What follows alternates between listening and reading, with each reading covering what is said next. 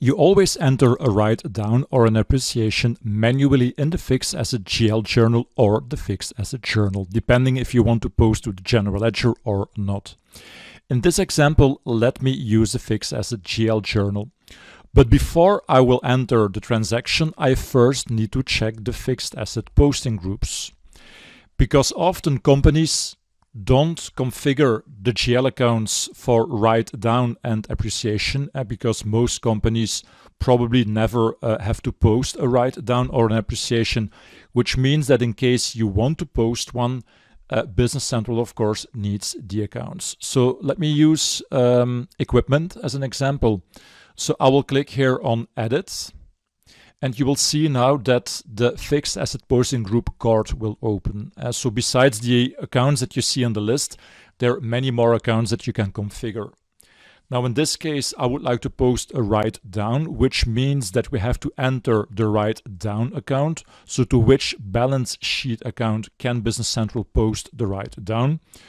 So in real life, you could create a specific one, but here I will just stick to the same account as the acquisition costs. There we go. In case you want to post an appreciation, you can enter the appreciation account, of course. And then I also need to enter the write down expense account. So this is the account on which the write down expenses should be posted. And let me maybe let's use the losses on disposal. It's not exactly correct, but it's just for this example that I will stick to this account. You could do the same for appreciation, but we don't need this for this example. So and these two accounts at least should be configured if you want to post a write down. Let's now go ahead and give it a try. So here I will search for the fixed asset GL journal. There we go.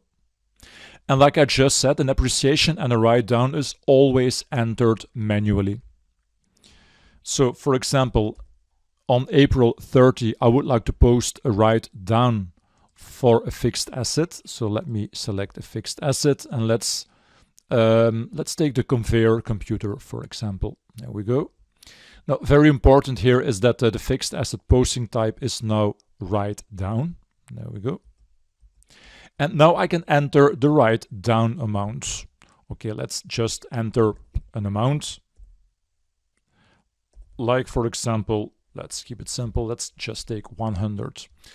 And this is posted as a write down, which means that the book value of this fixed asset will decrease. So and this means that we have to post an expense. Now we just entered the expense account in the fixed asset posting group, but you don't need to enter it here manually. So the only thing that you need to do is click on process and then run the function insert fixed asset balancing account. And there you go. So this is the account, the expense account to which the write down will be posted. Next I can click on process, post, and then do you want to post? Yes. And everything is successfully posted. And as a result, if we check the conveyor computer, you will now see that if I show you the fixed asset ledger entries, that we now have a write down entry of -100.